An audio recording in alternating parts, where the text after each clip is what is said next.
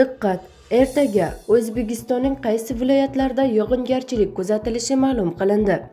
Assalomu alaykum hurmatli tomoshabin. Tezkor yangiliklardan birinchilardan bo'lib xabardor bo'lishni istasangiz, videomiz ostida bir dona like va podpisatsiya tugmachasini bosib qo'yishni unutmang.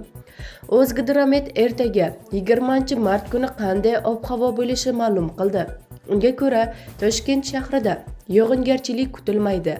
Harorat kechasi 12-14 daraja iliq, kunduzi 25-27 daraja iliq bo'ladi. Qoraqalpog'iston Respublikasi va Xorazm viloyatida yog'ingarchilik kutilmaydi. Harorat kechasi 10-15 daraja iliq, kunduzi 25-30 daraja iliq bo'ladi. Buxoro va Navoiy viloyatlarida ba'zi joylarda o'zgaruvchan bo'ladi. Yog'ingarchilik kutilmaydi. Harorat kechasi 10-15 daraja iliq, kunduzi 25-30 daraja iliq bo'ladi.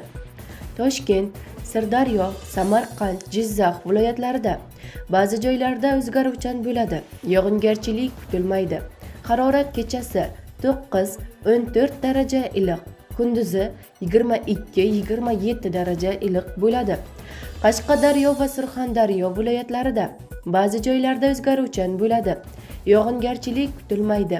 Harorat kechasi 10-15 daraja iliq, kunduzi 25-30 daraja iliq bo'ladi.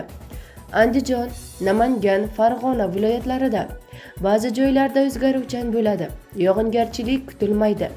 Harorat kechasi 7-12 daraja iliq, kunduzi 22-27 daraja iliq bo'ladi. Respublikaning tog' oldi va tog'li hududlarida havo biroz bulutli bo'ladi. Ba'zi joylarda o'zgaruvchan bo'ladi. Yog'ingarchilik kutilmaydi. Qor ko'chish xavfi bor. Harorat kechasi 3-8 daraja iliq, kunduzi 15-20 daraja iliq bo'ladi deyiladi prognozlarda. Bizni kuzatishda davom eting. Kanalimizga obuna bo'lib, podpisatsiya tugmachasini bosib qo'yishni yodingizdan chiqarmang.